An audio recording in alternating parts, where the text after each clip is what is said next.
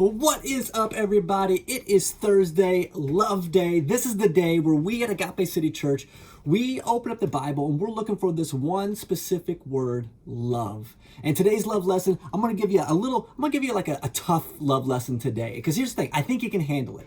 Because Monday is Valentine's Day. All right? And can I just say this, gentlemen, this is your warning.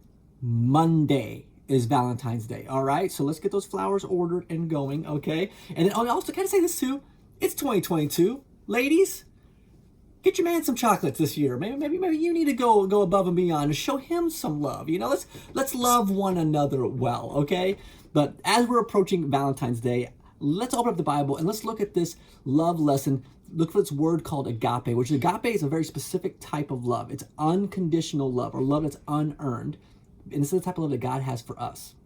And Jesus talks about this kind of love in Matthew chapter 5. Matthew chapter 5 is the Sermon on the Mount. This is where Jesus is preaching for, from thousands of people. And these are Jesus's own words. And this is what he says for you and I. He says this: "You have heard that it was said, love your neighbor and hate your enemy." You ready for this? "But I tell you, love your enemy and pray for those who persecute you." Jesus says, love your enemy. Agape your enemy. Why would he say that?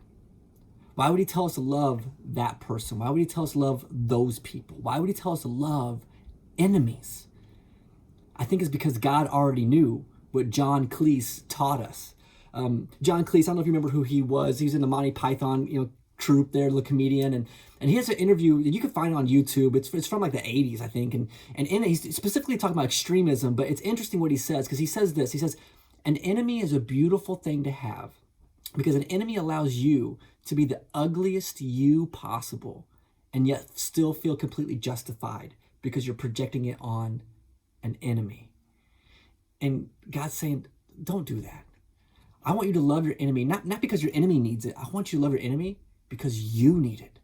Don't let your enemy's sin make you ugly. Don't let your enemy's cruelty make you cold and callous. Don't let their hurt continue to harm you. You need to forgive them. Pray for them. Love your enemy. These are not easy things to do, but that's what agape is. Agape is a choice. It's not a feeling. And it's oftentimes it goes above and beyond what's rational, and it goes to what is necessary. And God's saying it is necessary for you to not fall in the trap of hate and to love your enemy. So that's the word I'm going to give you. This Valentine's Day, I'm going to ask you, who's your enemy? And you probably know who that is, right? You know who your enemy is. You know who that person is or who those people are. But you also know who you are.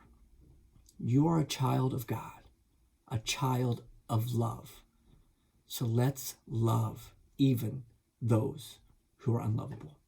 And if showing them love or talking to them is too much of a step, I get it. How about we start where Jesus told us to start and pray for your enemies. Pray for those who persecute you.